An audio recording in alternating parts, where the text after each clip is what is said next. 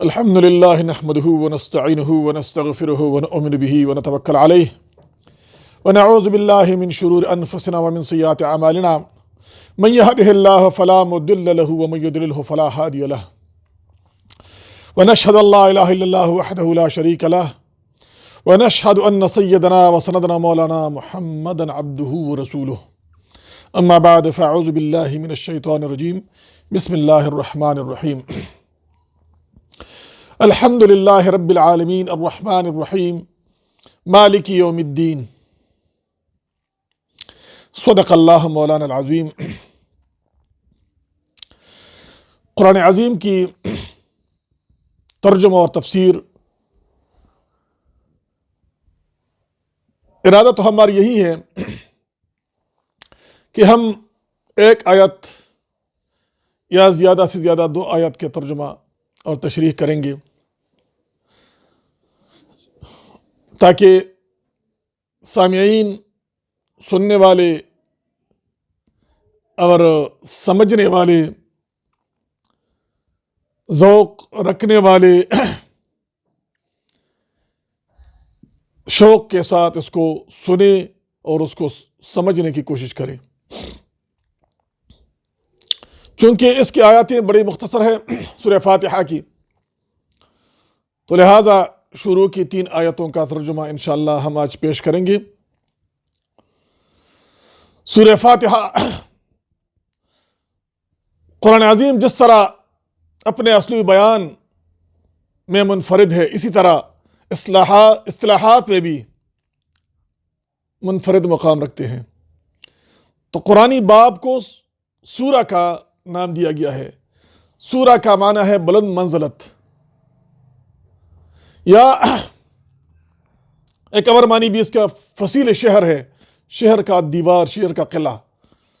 گویا قرآنی مضامین ہر قسم کی تحریفات اور خطرات سے محفوظ ایک شہر فنا کے احاطے میں ہے۔ ان میں سورہ فاتحہ میں 7 آیتیں ہیں۔ آیت سے مراد نشانی ہے۔ گویا قرآن مجید کے ہر ایک آیت مضمون و اسلوب کے لحاظ سے اللہ تعالیٰ کی نشانیوں میں سے ایک نشانی ہے۔ بسم اللہ الرحمن الرحیم۔ شروع کرتا ہوں اللہ کے نام سے جو متصف ہے رحمان پہ، انتہائی رحم کرنے والا، اور اپنے بندوں پر رحیم ہے، رحم کرنے والا، مہربان۔ الحمد للہ رب العالمین۔ الحمد الف لام حمد کے ساتھ جب ملتے ہیں عمومیت دیتا ہے۔ تمام حمد، تمام صفتیں اللہ کے لیے ہے۔ الحمدللہ، تمام صفتیں اللہ کے لیے ہے، تمام ثناء اللہ کے لیے ہے۔ دنیا میں ہم جس چیز کی بھی تعریف کرتے ہیں وہ تعریف اصل میں اللہ کی تعریف ہے۔ اگر آپ کسی پول کی تعریف کرتے ہیں، پول بہت خوبصورت ہے، تو بنانے والا اللہ کا ذات ہے۔ اگر آپ کسی انسان کی تخلیقی صلاحیتوں کی تعریف کرتے ہیں تو اصل میں وہ تخلیقی صلاحیتیں اللہ نے ودیعت فرمائی ہے، تو اس کی آپ اللہ کی تعریف کر رہے ہیں۔ دنیا میں ساری مخلوقات کی جس چیز کی بھی آپ تعریف کریں گے وہ تعریف حقیقت میں اللہ کی تعریف ہے، کیونکہ خالق وہی اللہ ذات ہے۔ الحمدللہ رب العالمین، کہ پروردگار ہے تمام عالم کی، تمام مخلوق کی پروردگار ہے، تمام سارے جہانوں کی پروردگار ہے۔ رب اس مالک کو کہتے ہیں جس کے ہاتھ میں تدبیر ہو۔ رب اس مالک کو کہتے ہیں جس کے ہاتھ میں تدبیر ہو، جو کسی چیز کا مالک ہو اس کا رب کہلاتا ہے۔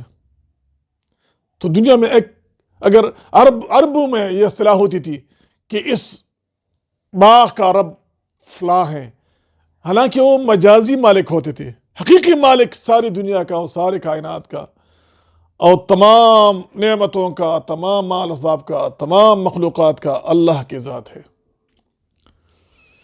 رب العالمین کہ رب ہے، پالنے والا ہے، پروردگار ہے تمام عالم کی۔ اور الرحمن الرحیم اس کا ترجمہ بسم اللہ میں گزر چکی ہے، انتہائی رحم کرنے والا مہربان ذات ہے اپنے مخلوق پر۔ مالک یوم الدین، بادشاہ ہے، مالک ہے روز جزا کی۔ دنیا میں تو مجازی مالک بہت زیادہ ہے، یہ فلانا ملک کا بادشاہ ہے، یہ فلانا ملک کا، اس زمین کا مالک یہ ہے، اس دکان کا، یہ سارے مجازی مالک ہے۔ حقیقی مالک دنیا میں بھی اللہ ہے، چونکہ آخرت میں کوئی مجازی مالک نہیں ہوگا، لہذا یہاں پہ اللہ تعالیٰ نے آخرت کا ذکر کیا، چونکہ وہاں کوئی بھی مجازی مالک نہیں ہوگا، تو اللہ فرماتے مالک یوم الدین، بادشاہ ہے، مالک ہے روز جزا کی، آخرت کی۔